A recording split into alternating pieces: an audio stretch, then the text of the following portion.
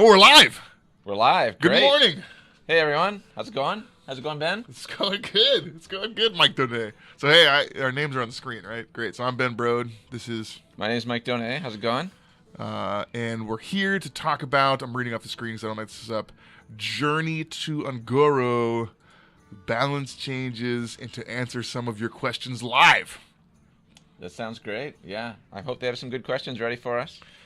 So before we jump into questions, I wanted to set expectations because sometimes when we do these things, I think the expectation is that we're going to announce some stuff, and the Q&As are just not about announcing stuff. They're about talking about things the community is interested in, and maybe concerns or questions, and us sharing our philosophy. Right.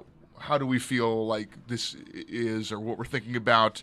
Sometimes we change our philosophies, and having this opportunity to say, hey, we used to think that was a bad idea, now we're starting to warm up to it, or vice versa. That gives you some insight into the future of Hearthstone and kind of get to know what we're thinking. And help us, then I think the important part of that is getting that feedback and helping us refine those philosophies. So, Yep. cool. Mike, I think a lot of these first questions that we've been getting are for you. Great. So you want to kick us off? Definitely. So, we have a question from Hearthhead. If Blizzard has repeatedly stated that Quest Rogue isn't actually that oppressive, why nerf it? Great question. Obviously, everybody's wondering about Quest Rogue. So, there's a lot of reasons why we would nerf a card. One of them is that it's very powerful, and the decks that it goes in is very powerful. Another one is that it's not very fun to play against. It's really hard to interact with. And maybe a charge card or something might fall into that category. And another one is that it is changing the meta in a way that is very significant. So one of the main reasons we nerfed Quest Rogue for a few reasons, but one of the main reasons we nerfed Quest Rogue is because since it exists, it has a very high win rate against the control decks, has a very low win rate against the aggro decks, and it's causing a lot of the control decks to basically not get played. The meta is diverse. There's a lot of different ones, and there's a few control decks mixed in, but there's a lot of aggro decks that are very viable. And the reason that people are playing these aggro decks is because Quest Rogue is doing so well. They see that Quest Rogue is represented more than it normally should be. I think the win rate of Quest Rogue and the amount it's being played don't really link up. Quest Rogue's actually getting played a lot more than decks around its win rate are normally played. And the reaction to that is play more aggro decks, play less control decks. So I think this change will make those control decks a lot more popular. Sweet. All right. Next question here. Let's see. Someone said R.I.P. beard in chat. It's coming back. Slowly. I'm growing it back. Okay. From Navi. What are the indicators Team 5 looks for when nerfing cards? And you kind of hit on this a little bit already, but Right, yeah. What else do we look at when we think about a nerf? Sure. Well, we have a lot of data that we use, and the data will tell us things like what are the most powerful cards in a deck, what are the most powerful decks, and it's really cool seeing like, oh, aggro warrior's good, but what is the card that's really bringing it, making it really the best, and seeing that helps us really win.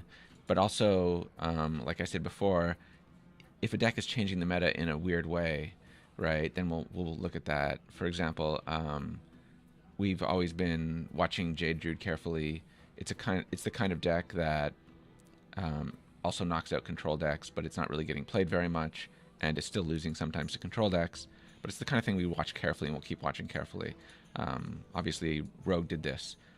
Other things that we look at is when you hit people with 30 damage in one turn, obviously that's no fun. Even if a deck only wins, 50% of the time, but it's killing you all in one turn, you're like, wow, I really didn't feel like I was interacting there. So we keep an eye on those. We don't nerf just because that happens, but we nerf because of that and because of the win rate and the play rate and things like that combined. We also have sometimes nerfed because cards have warped kind of the tournament meta, and then sometimes we nerfed cards because they were adjusting the ladder experience in ways that we weren't happy with. We've nerfed sometimes cards from the classic and basic set when they were threatening kind of the vision of the standard format, which is to be fresh and exciting each year. We did a huge round of nerfs when Whisper of the Old Gods came out. I think we hit 12 cards to just make sure that we saw some new decks in standard. I think that's really important. The number of when a new set comes out, the game should be fun, exciting. That's what people enjoy the most about Hearthstone, and Agoro is a great example of that. Yep. And we're still seeing, even with these nerfs, a very high percentage of classic and basic cards in decks. Yep. It's something that we have a dashboard for and we look at, and we want to get that down to like a number where you're still classic and basic is providing some really great cards for you, but you're having a lot of fun. The game is changing with each new expansion, with each new standard, while still like having some famous touchstone cards representing your class. Yeah, there's a lot of room for that, right? Like classic and basic make up almost like half of decks. Right. So, new sets changing the meta makes Hearthstone fun, and when classic and basic are so much of that pool, it just makes it a little harder for us. So we've been obviously the Hall of Fame was a kind of move in that direction to kind of help us long term with that kind of thing. But yeah, it's another reason why we could hit some cards. All right, let's take the next question here. From Villagracia Mick. Jade Druid feels as oppressive as Quest Rogue for control decks. Will Jade Idol ever get a change? Well, that's a good question. Yeah, like I said a bit earlier, we care a lot about the meta and how different decks are affected. And Jade Idol is, a risky card because it's very, very good in the very late game. The challenge is, can that deck also deal with the early and mid game decks? And it's something that it's sort of on the brink of. So we're watching it. New sets are also coming out. Like with this change to Rogue, there's going to be a whole bunch of different decks that are viable. And with the new, the August expansion, new decks and new deck types are going to be created. So, who knows what's going to happen over the next couple months, but always something that we're looking at. Yeah. All right, here's another question from Somber. What was the reasoning behind increasing the minion cost, the quest requirement for Caverns Below, when it increased in mana cost for the Crystal Core, which is the reward card, not achieve what you wanted? And I think actually the broader question is, I think you considered several different options for change to the card. Right. Why go with this particular one? Right. So that's a good question. The idea is a lot of these changes would have reduced the play rate and the win rate of Rogue, which was kind of our goal. So you could have, made the reward cost 7 or 8 instead of 5. You could have made the minions 4/4 instead of 5/5. Or you could have done what we did and made it so you needed to play 5 minions with the same name instead of 4 minions with the same name. All of them would have pushed in the right direction, made the quest play less. We decided to do this one for a few reasons. One of the reasons is the numbers line up all nice and it's easy to remember. Yes, everything's 5. Another one is even sometimes if there's 4/4 minions instead of 5/5 minions coming at you on turn 4 or something, it still feels like, wow, this is too early for all these 4/4 charge minions to be hitting me. One of the reasons why we didn't go with that specific one, we didn't decide to increase the mana cost of the quest reward to 7 or 8 because most of them are at 5 mana, so we decided to leave that there. But there's a lot of things we talked about, and a lot of them would have been fairly successful at our goal. Yeah. In the end, yeah. Yeah, we could have done any of those, I guess, but this one felt like it was one of the viable ones. All right, let's see the next question here from Save the Kiwi. Why don't you make more frequent changes like buffs or nerfs? So I think actually they're two different categories, buffs and nerfs. I think they have different costs and different things that they change about the game. We actually do nerfs, obviously, way more often than we do buffs, which is almost never. And buffs, there are cards that are pretty bad in the game, right? They're just not seeing a lot of play. But if we buff them, that takes away our ability to then make cards in future expansions that have a huge impact without having to dedicate a lot of spots to impacting the meta in that expansion. A good example, obviously, I think, is Purify, which is a card that was kind of universally derided as maybe one of the worst cards we've ever made. And then to see it come back as part of one of the better decks in this meta just shows that sometimes buffing the card isn't the best way to make use of it. Right, we can then print just a couple cards in a new set and we've created a new deck type. We've changed the meta, and I think that's generally good. So it's just hard to tell when a card is bad and deserves to be nerfed, or is bad for now, but will become powerful and interesting later on. I think the quests in Angora are a good example of that. 9 quests in Angora, some of them are getting played right now. Some are being experimented right now. There's certainly a lot of experimentation with all 9 at first, but there's going to be 5 more expansions before those quests leave.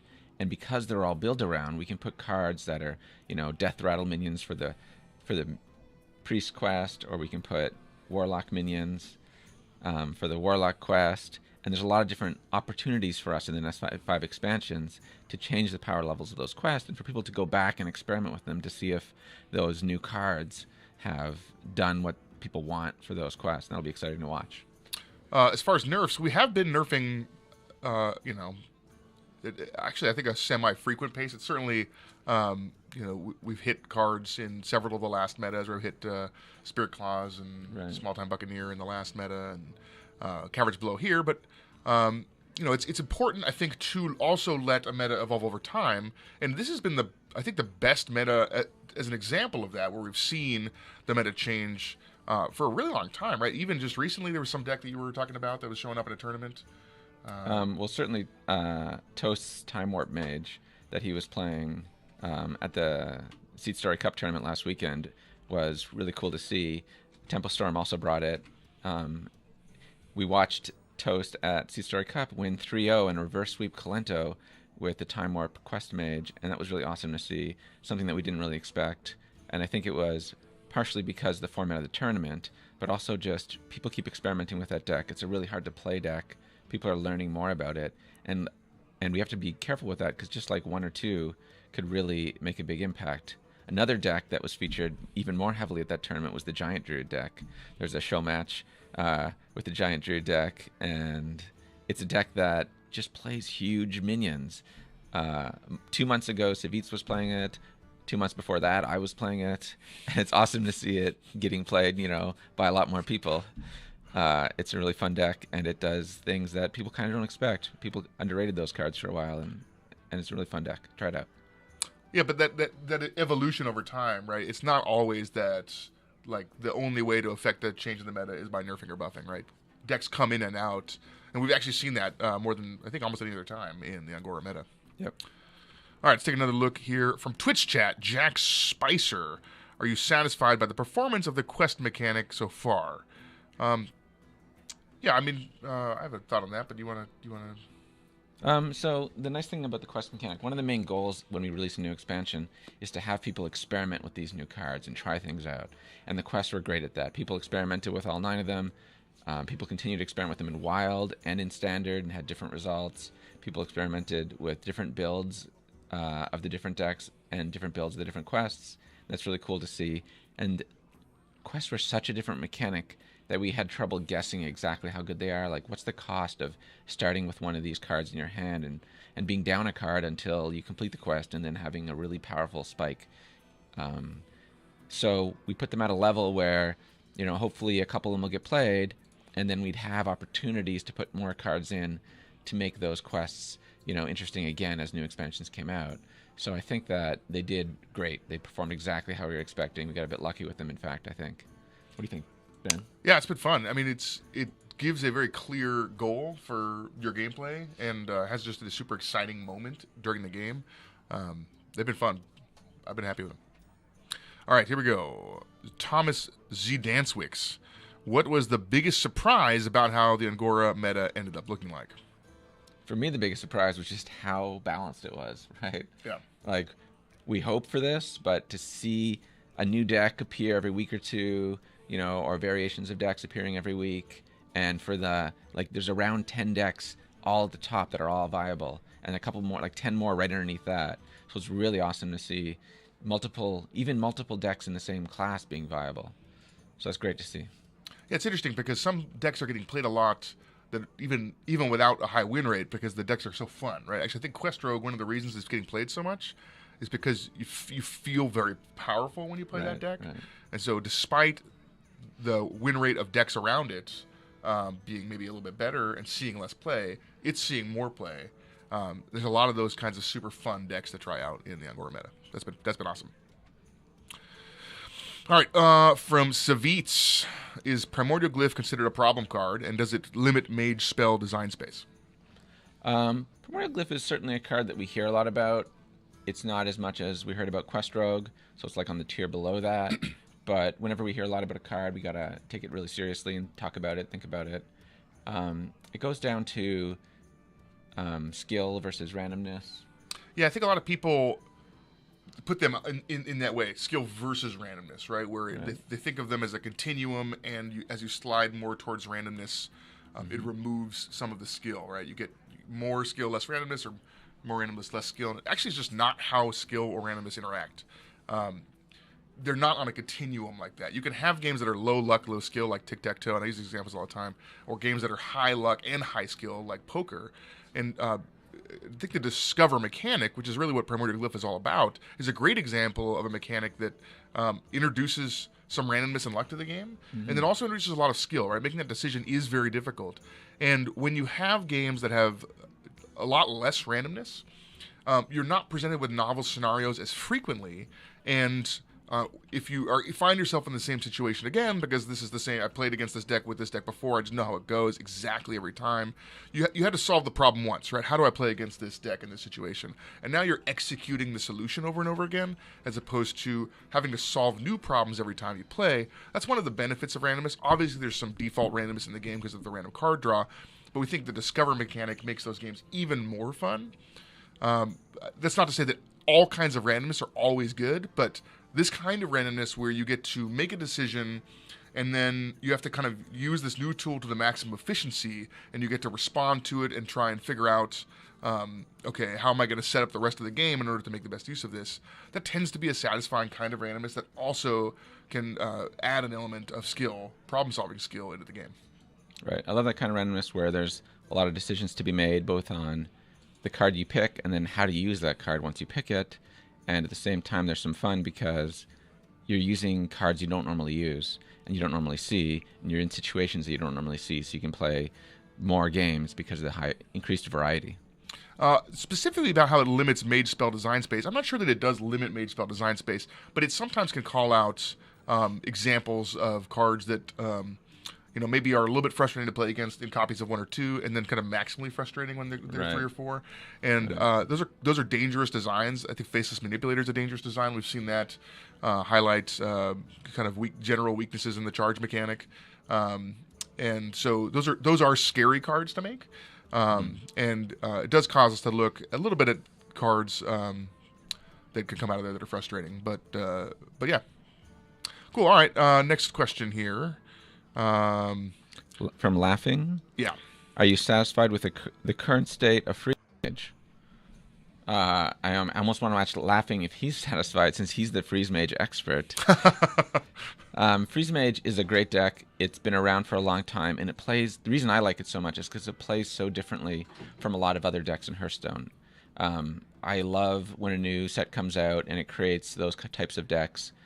Freeze Mage is in a bit of a different situation because it's been around literally forever, since the beginning of time, and it will be around forever unless we make some kind of change to Freeze Mage. And Freeze Mage is very much like an 80% or more classic and basic cards. So we got to keep an eye on that. It's the kind of thing that is fun for a while, maybe even fun for a year or two, but is it still fun after 3 or 4 years? For some people, like Laughing, probably. What do you guys think? Let us know.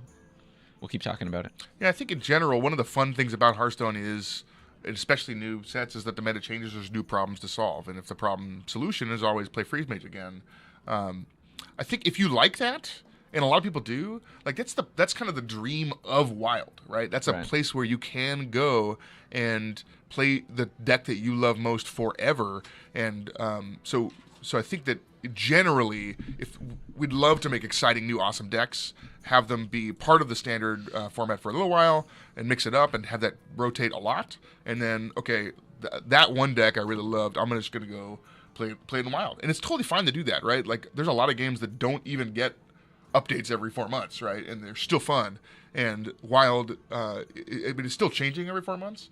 Right. But it's if you really connect with a deck and you want to play it forever, that's great. Do it there.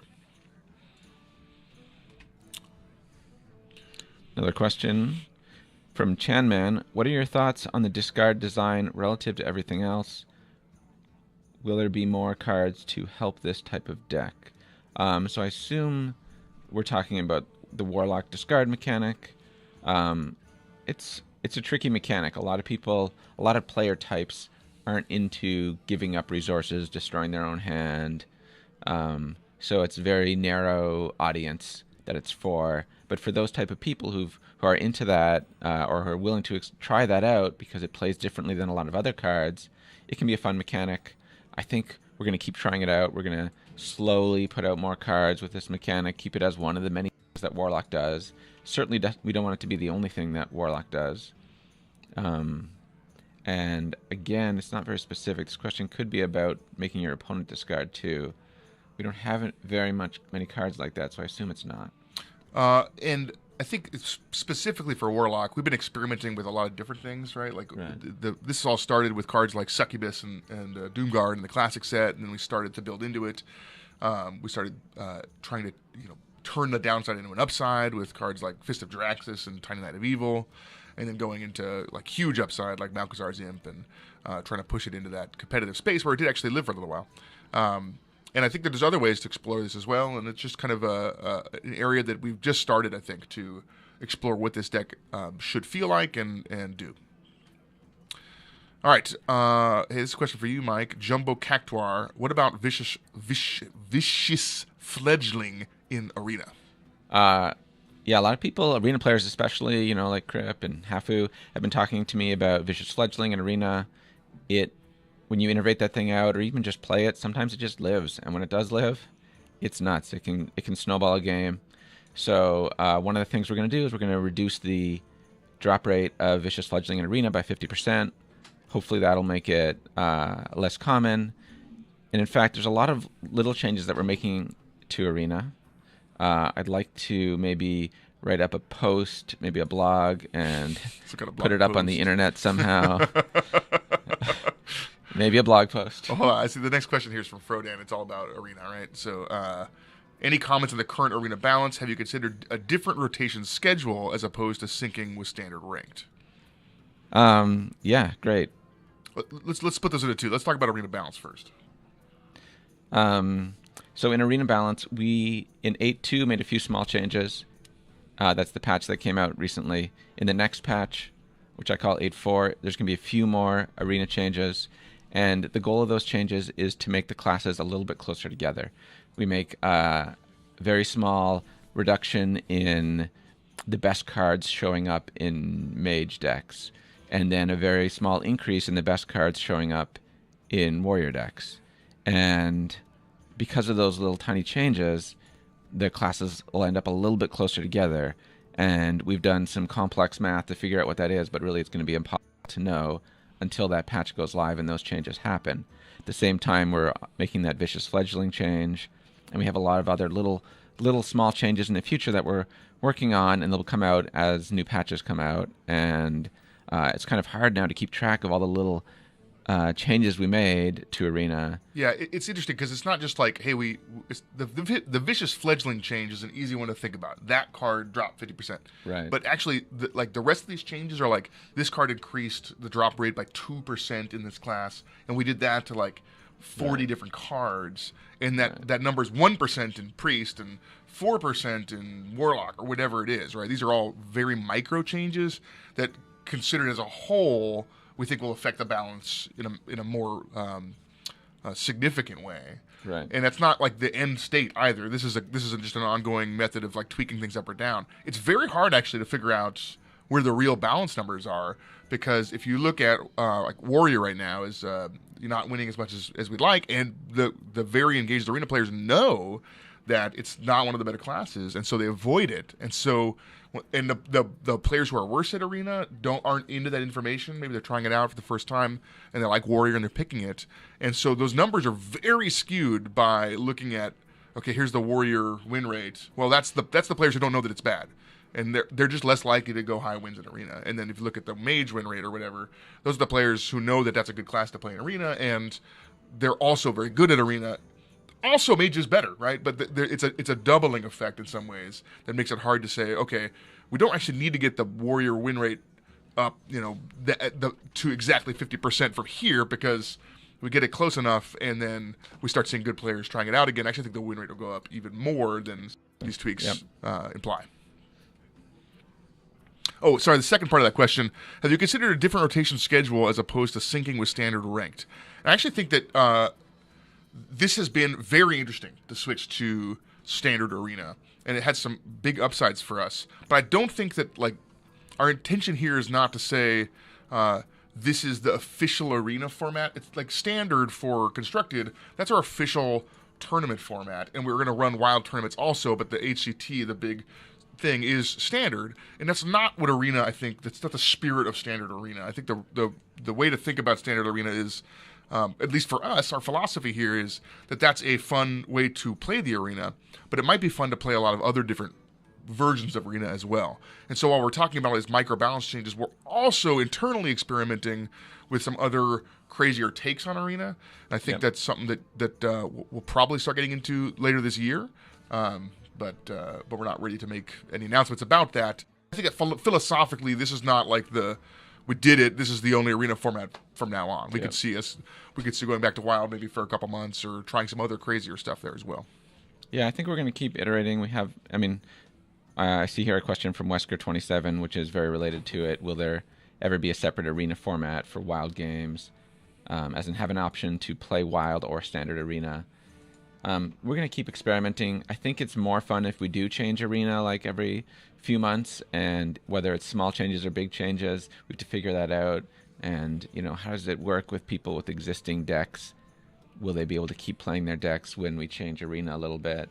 And so on. So as we work that out and find good solutions to that, we'll have information for you.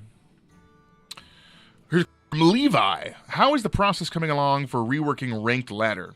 It's coming along very well. I don't have we're not ready to announce the changes or when they're going to happen, because we're in the middle of we've got a design that I think we're excited about, but we're in the phase of talking to our engineers and planning what patch it'll end up in, and figuring out some of the edge cases and that kind of thing. I will say, though, that there's a couple. Here's what we're attempting to fix or address with the changes that we're looking at. One, there isn't very much progression for players at the bottom, right? They raise a couple of ranks, a couple of stars, they get stuck at rank 20, and the matchmaking is pretty poor there. So it's kind of two issues. The matchmaking is not great at the low end. Most of the active Hearthstone players are between rank 20 and rank 18. It's like the majority. And so those players, I think, are just having a worse experience because the matchmaking is all over the place, because they're all in this one bucket that then they can match together, and they just don't get to see their rank go up very much. On the flip side of that, the very engaged, very good players at the top end feel like it's kind of a grind. There's a lot of ranks to get through before you start feeling like you have fair matches. So the combination here of all these issues, I think we're going to be able to hit a few of them with our first take at a revamp. I think there's some other issues related to the new player introduction to ranked that I don't know if we're going to solve with our first adjustment to the rank ladder, but we are planning on making changes to address that a little bit later. So those are the kind of the big issues, and I think we have some stuff planned that will be able to make a good impact there. It's not something that we'd come out with the next with the August expansion, but we're hoping later this year to have some significant changes to the rank experience. And it's not like we're going to dump it and say, okay, here it is, we're done. That's perfect. I think we're going to continue to make changes after that point, but we want to get something in that people can start playing with and giving us feedback on. Can't wait for that. I'm excited about it. All right. From FQ, will there be less pack fillers / uninteresting cards? And by that he means like no effect cards. And we call that, I think, vanilla cards with no text box. Or French vanilla cards is like just a keyword. In the next set, and what is your design philosophy behind them? This is pretty interesting, actually. So I was looking at all the vanilla and French vanilla cards in the last few sets, and I think one of the most iconic kind of cards that represents the idea of a quote-unquote filler card is Pompous Thespian, which is a 2-mana 3/2 taunt. Right. And this, like just a few sets earlier, we made almost the same card. It was a 3-mana 3/4 taunt in Warrior. It was the monkey, it was the candy shop monkey or whatever.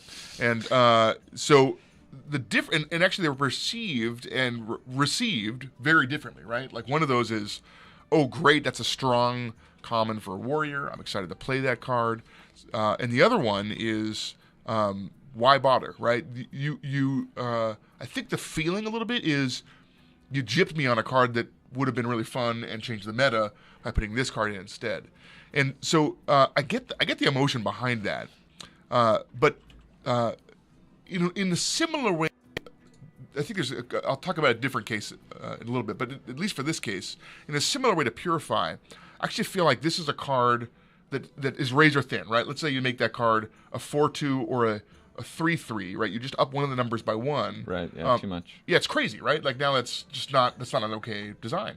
And also, depending on what cards we release, right, what new taunt cards come out, that actually the whole set might be a lot better in a world where there's kind of cards that synergize with it, right? Purify was not good until we had cards that were much more synergistic with it. And Pompous Thespian, very close riding that line. It's below the line, but depending on what other cards come out, it's I think worth a spot in a set to see if it's worth experimenting with. The other case, I think, another kind of rallying cry for the concept of this is Worgen Greaser. And actually, it's kind of interesting. Vanilla cards, by their nature, you can do cards. There's like a power level. There's like a line, right? Below this line, you're just not going to play it. It's too weak. Above this line, everyone's going to play it. It's too strong. And at this line, it's kind of an interesting decision, maybe, whether or not to play it. And then we can kind of do things like, okay, well, if you're playing this type of deck, we're going to allow this to go way above the line or whatever. And there's ways to put cards close to that line, right? Like you make a card that has very low stats and a very good power, right? Taunt and Divine Shield, or a Battle Cry that's quite good, or Death Rattle. Yeah. Or do you make cards that are very good stats for the cost, but you give it a downside, right? Like Zombie Chow is a good example of a card that's way above the normal stat distribution, but it's got a significant downside. Or what's the middle of those things? It's actually vanilla cards, right? Where you don't have a downside or an upside. It's just got the best stats with no change. I think that kind of card is fine to exist, right? It's like some of that design space. I don't think we only explore the downside cards or the upside cards, but it's okay to explore that mid-range of power level. I actually think that the vanilla 4-mana 2/7 from the basic set was actually very interesting, right? Because it had a good distribution of stats for use with Houndmaster and stuff. So anyway, that's kind of the general philosophy about filler and uninteresting cards that I think actually can become interesting in some cases. But also some cards are better and some cards are worse. Some of these end up in the worst category sometimes, but it isn't like we're just necessarily trying to fill packs. We kind of are experimenting with different designs.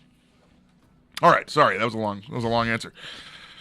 From Twitch chat, Lorthine. In the past, combo decks have often been identified as problematic and lacking interaction. Do you have any ideas about what a healthy combo deck looks like? Yeah, I think we've seen a lot of different combo decks over time. A lot of them have been really fun to play. A lot of people latch on to certain combo decks as their most fun deck. Rogue has demonstrated this in a lot of different ways. Originally, they had Leroy Shadow Step, and their combo would win with that as their victory condition. Nowadays, they're still an auctioneer deck, but it wins with a lot of different cards. And I really like how that's been playing out. Combo decks that don't kill you in one turn, I like in general better than combo decks that do kill you in one turn, or if they have a lot of setup where you can see them building up to something. You see the Mage Quest deck, for example, it often kills you in one turn, but the amount of work it does before that is like phenomenal, and you get to see the progress on all that work. You're like, okay, I see what he's doing. He's drawing his whole deck. He's getting all these specific cards in his hand. He needs like 6 of them. And then he's also completing the quest, and you watch the quest tick up as you go. One of the great things about quests is they're a type of combo deck that slowly counts up, and your opponent gets to see how much work you're putting into it by watching that number as the match proceeds. So I like that kind of combo deck. There's the Silence Priest is another type of combo deck. Yep. Where it's like you're playing creatures, but you're also, making really big things that are hard to deal with. And I think those types of combo decks where you're not just doing 30 damage in one turn are a little bit more fun, a little bit more interesting to play against and play with. I also love Lock and Load is a great card that is, feels very combo-y, and Right. We've seen some fun decks with that. Actually, I think the best one of the best combo decks for me was Patron after the nerf. It was brought to the World Championship. It was a very powerful deck, Right. and it tried to win by comboing whirlwind effects with a board of patrons, and then getting your opponent in a place where they couldn't deal with a board that big. And it gave you you could build a deck to try and counter that. So it was more interactive than the first patron decks, which charged at you, but it was still very powerful and felt very combo-y. All right, from High Five, will the next expansion be about ETC becoming the leader of the Burning Legion and conquering the land through heavy metal? Yeah. Yes. Right, Let's it do is that. now. That's Yeah. that's cool. Yeah, that sounds super fun. So I'm going to use this as an opportunity to talk about how we come up with our ideas. Because I think we get a lot of questions generally about that. And the way that we do it is we sit in a room together, we get a whiteboard, and usually we kind of start with a whole team, like everybody, producers, designers, artists, engineers, all sit down and we kind of do this brainstorm thing, and we come up with just the craziest ideas possible. And then we take a big list and we kind of narrow it down, and we kind of talk to people, maybe refine ideas, come up with mechanics for a couple of them, and see if any of them kind of light fire, right? Like, oh, that's cool, that's super cool. And then we kind of have a go no go, or we say, okay, we think this one's our best idea at this time, and we have a couple other ones. Maybe we'll do those later. But I'm gonna put ETC, Burning Legion, ETC, Conquering the Land through heavy metal on the list for the next brainstorm session. Great. Yeah, I'm gonna put a star beside it. Sounds like fun. All right. I know you guys. This is from Rob Min. I know you guys enjoy making what if cards. If I may ask, what is your favorite or wackiest non-approved idea? And this is Hearthstone often ends up in this space of what if this crazy thing happened? And it's maybe not canonical, right? I don't know if Karazhan was actually having disco parties. Maybe they were, I don't know, but it's definitely not this is definitely what happened there. And so we like thinking about things in that space because it allows us to do really crazy things. What are your favorite? One of my favorites is in the Karazhan video. There's a hot tub, and there's 3 different minion types in the hot tub. There's a Murloc, there's a Beast, and there's also Reno Jackson. And people came up with this crazy theory that Reno Jackson must be the dragon in that hot tub because of the curator. Right, the curator, the 3 different minion types. And I'm like, I don't know, maybe he is. Maybe he hasn't told us yet. Should we make him a dragon? Should we make him a dragon? Bring him back as a dragon? Maybe. That's a great idea. One of my favorites that people keep pitching it over and over again is Lich King versus Battle Pets. I don't know if you guys remember, Cool. but actually Eric Dodds almost fake announced Lich King versus Battle Pets at one of our events to try and fake people out. Yeah. And then one of the ones that jazzed me up that we'll probably never do is Warcraft babies. It's like Muppet babies, but Cool. Warcraft characters. Yeah, as, seeing the Warcraft characters younger as little kids, that'd be hilarious. Yeah, so those are pretty wacky, non-approved ideas. Probably won't do those. Also, ETC as a Burning Legion leader, conquering the land through heavy metal. That does not seem outside the realm of what we would do. It That seems seems a bit Hearthstone-y. Yeah. Seems somewhat Hearthstone. All right, Sean Ernst asks, I remember someone mentioning the possibility of adventure-like content to tell the story of an expansion. Will this happen? Yes, it will happen. Yeah, we're gonna have missions in future expansions, including the August expansion, that tell the story of the expansion. They're free missions. Yeah, this is actually one of the things that instigated their big change to kind of combine our expansions and the missions from our adventures is we really wanted to make the meta change a lot more than we were, because we felt like that was a big opportunity to make the game more fun. But also for our expansions where we didn't have adventures, we felt the loss of those. Like for Mean Streets of Gadgetzan, we worked so hard to create this super cool world and all these awesome characters like Don Honcho and Kazakis.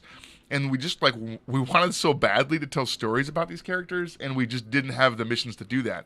So we had we combined these concepts. From now on, every expansion will have free mission content associated with it, where we get to tell these great stories. We've been ramping up our missions team to really do this, and I'm stoked about the stuff that they're trying. It's Me too. Yeah, it's super fun. I spend a little bit too much time playing it.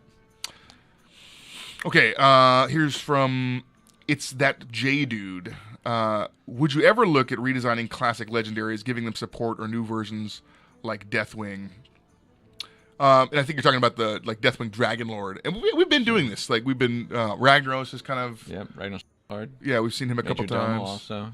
And I like doing that. Like our classic legendaries in some ways are like the IP of Hearthstone. They're like our brand, right? Like this is what we are, right? I think of Jiraxis and Ragnaros, and I don't when we first started working on Hearthstone, I thought of those as World of Warcraft characters, and now to me, like they represent Hearthstone for me. And so the classic characters, especially the classic legendaries, those kind of have a special place in the Hearthstone universe. So it was fun actually for Whispers of the Old Gods. We really wanted to tell the story of corruption being a big thing in this, and when we see classic legendaries reimagined as corrupted versions, I think it crystallizes that concept of, okay, there's corruption going on here. These are the good guys gone bad, and if there's other opportunities to help highlight storytelling like that, I think it's totally awesome to kind of use those classic legends, specifically classic legendaries, as the storytelling elements and being part of our the brand of Hearthstone.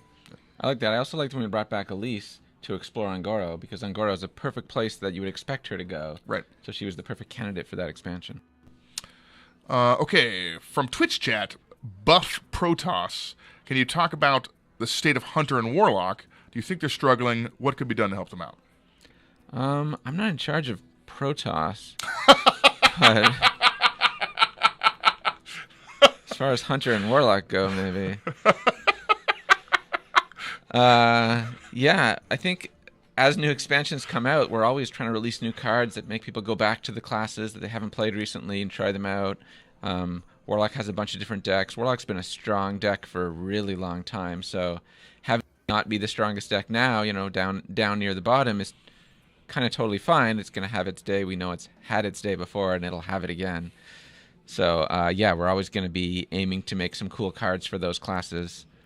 Yeah, you just have, when we're thinking about what we want to make in the next set, we're like, okay, this happened to us when we're in the era of Shaman. We're like, okay, what cards do we make for Shaman? We just can't make cards that are generally good and just buff the best deck, right? Like that is counter to the goal of new content mixing things up. And sometimes we've accidentally done it. In the case of Shaman and Karazhan, accidentally made it better. We tried to make some spell damage specific Shaman cards because Shaman was good with minions, but they weren't really playing a spell-heavy deck. And we put in things like Spirit Claws. We're like, well, this will be good in a spell-heavy deck. And, of course, as you know, Spirit Claws was just played in every deck. Yeah, and we nerfed it. But in the case of Warlock here, we're looking at them and saying, okay, we have a lot of room. We can make exciting cards, right? We have more cap room. And we never know for sure if we're going to end up in a space where we certainly don't expect everybody to be completely exact equal representation. It's kind of impossible, right? We don't control what you guys play, and there's just no way to know what the meta will be like and what things happen. But we do feel more confident pushing things that just are not already tier 1. So anyway, okay, from Beta Key Noob, how often does the standardized 30 health restrict card design? And has it ever been a consideration to change the starting health amount, whether it be an entirely new game mode or the classic game mode? So, actually, it's interesting. Yes, we did consider that, and actually we played with it 2 times in our history. So actually, the second time was in the alpha for Hearthstone when we realized there was a significant first turn advantage, a very significant first turn advantage, and so we said, okay, we got to solve this. What should we do? And the first thing we did was we gave player 2 an extra card. And that helped a lot. It helped the most of the changes we made. But we were trying to. It wasn't enough. We wanted to get a little closer, and so we tried several things. We tried player 2 starts with a 1/1 in the battlefield. We tried player's 2 first minion gets +1/+1. We tried the coin, which was eventually the one we ended up going with, and we tried player 2 starts with +3 health, and we also tried +5 health. And interestingly, the coin and the +3 health were equivalent as far as solving the first turn advantage. They got win rates to very close to even. And the difference for the team, it was kind of split because the +3 health is a simpler solution in some ways. Like players, you just don't have a thing. Right. Yeah. And so like Hearthstone often has made decisions to make the game simpler when equivalent depth there. But the feeling, like the way that it evened out win rates is that the first turn player would be ahead the whole game, and now you would kind of hold them off at 1, 2, or 3 health more percentage of the time and be able to come back and swing it your way. And it felt like you were on the defense the whole game as second player, and then maybe sometimes you got to go on the offense and win. And the coin let things go back and forth more often. You could use it to gain control of the game before that point and maybe make your push at that time, and the games felt a lot better. So that was the first time we tried that. We didn't end up going with it. Actually, sorry, the second time. The first time was actually very early on. A lot of the things in Hearthstone kind of grew out of the World of Warcraft trading card game, which I worked on way back in the day, and so did you. Yeah. And the heroes in that game all had different health values. Some of them had 27 or 31. Taurens had more health because that's what Taurens had. Warriors had more health. Yeah. And it was actually a downside, I think, in the end, and because it made the balance a little bit more tricky. So knowing that we had a negative experience in that game, we intentionally evened them out across the board in Hearthstone. Also, normally when there's a minion on the board and you want to see its max health, you mouse over it and read its max health. It's on the card, and there's just no mouse over for heroes. We didn't have to add one because you just know by default the heroes start at 30 health. So, all right, a little backstory from Twitch chat. Yapit's old school. When you designed Stonehill Defender, did you expect the interaction with Paladin and Shaman to be as it is, or more of a mid-tier arena card? Stonehill Defender, when we first designed it, we're like, no idea how good it is. But then as we play tested it more and more, it became obvious fairly quickly that like, oh wow, this when you get Tyrion off this, it's a huge swing or something like that. And then we thought about, what other classes would it be good in? And, as we release more taunt minions in more different classes, there's a very big swing in power level off of that. The idea is with Discovers, you get an increased chance, 4 times increased chance to find class cards in a Discover. So any class that had powerful taunt class cards would get a big advantage out of this. And I think that played out sort of how we expected it.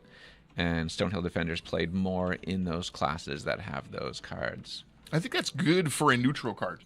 Right. Like generally, we have seen sometimes in the past where we've made very powerful neutral cards. Dr. Boom. Like Dr. Boom, exactly. And Piloted Shredder and Sludge Belcher.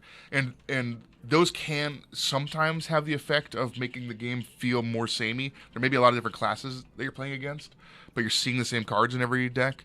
And I think it's not always terrible, but it's risky, right? The more of that happens, the more we worry about it, I guess. And so when we make neutral cards, we often want to make them narrow or have different interesting uses. Like actually Justicar Trueheart's another example. She feels totally different in every deck you play her in. She's a neutral card. If she got play in every deck, that doesn't bother me as much as a card that plays the same in every deck.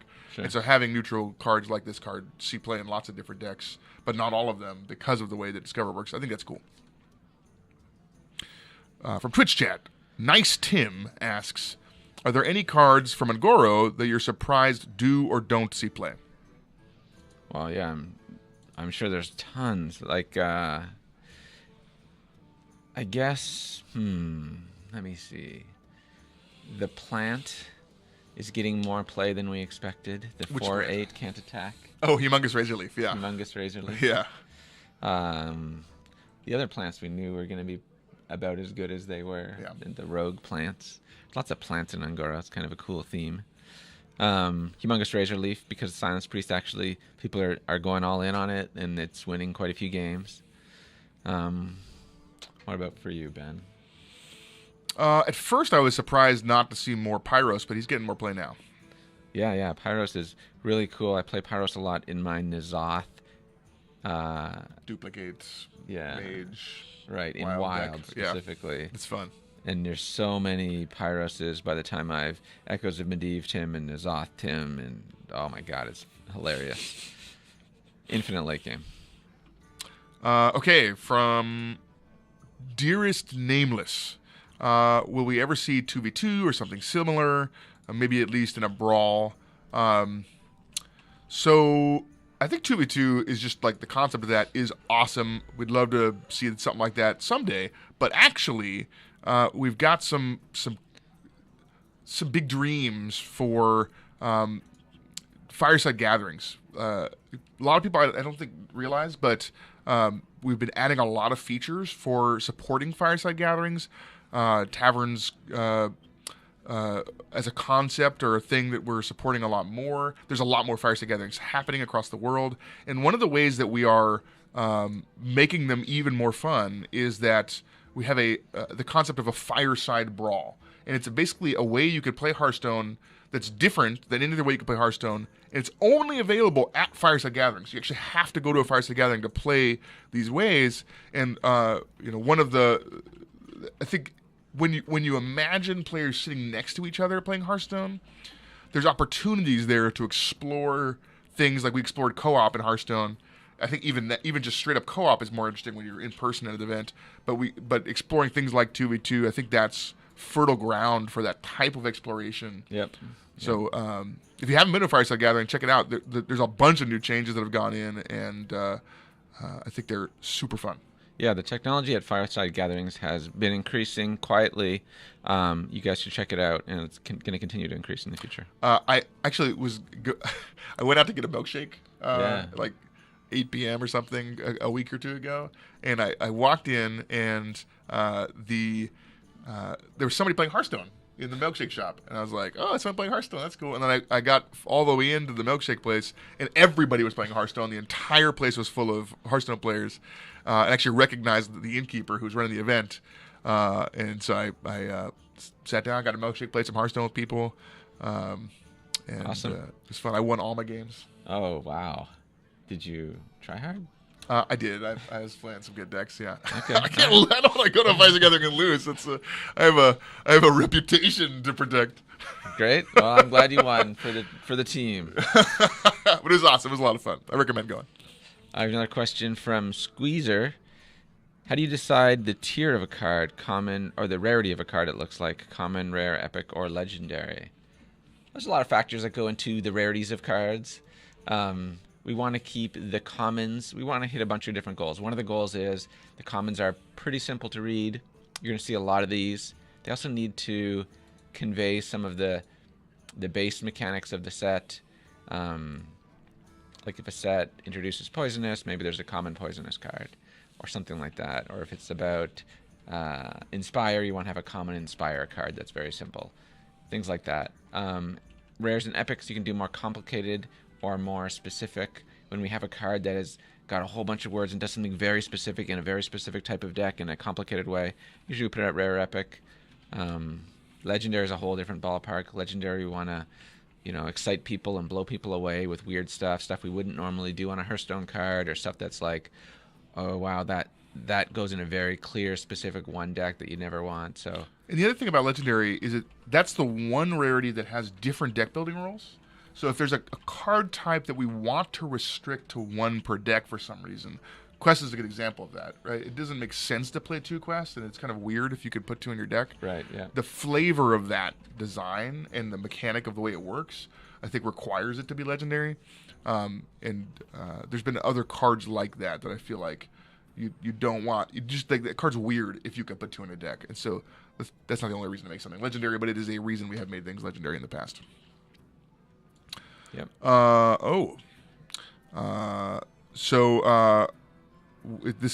My feed of questions that's coming in says wrap up time. So sad. All right, time. Yeah. Well, I enjoyed answering these questions. They're good questions. Hopefully you guys will do more of these in the future. What kind of stuff would you guys like to see in these live streams? Is Q&A the best thing, or do you guys want something else? Yeah, I think actually we would love to do more of these. And I think the plan is to do more of these. But, yeah, we have some options, I think. Like, one of the things I like doing at home when I'm streaming sometimes is just play some Hearthstone and just read Twitch chat and just answer some questions live and kind of hang out. Right. And that's an option. And we have some other things planned that I think are pretty cool.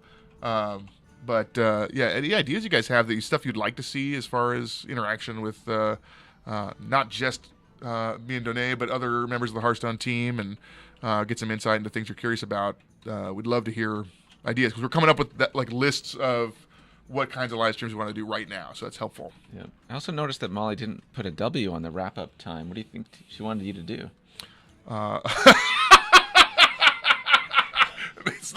It's not that kind of wrap-up. Okay. It's like All we're right. gonna wrap it up. Like, okay.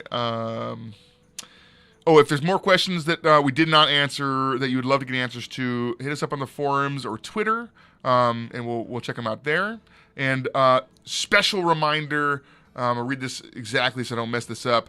There's a wild tournament this weekend, and that's like this is our first like real wild tournament, and so. If you're interested in like what the format's like right now, Wild is at its maximally exciting time in its history. There's crazy stuff going on there. That's happening this weekend, so check it out. Yeah, check it out tomorrow. It's Friday today. That's exciting. Yeah. And the HCT Spring Championships in Shanghai next weekend, and that kicks off, of course, with the announcement of our August sets. Right, August expansion. Next Thursday, watch that. Thursday in Pacific time. Yes. And the 7th in Shanghai time. And it's going to be crazy. Yes. It's going to be totally nuts. I cannot wait. Definitely check it out. This has been fun. Yeah, it's been great. Awesome. Thanks, everyone. Thanks a lot. See you later.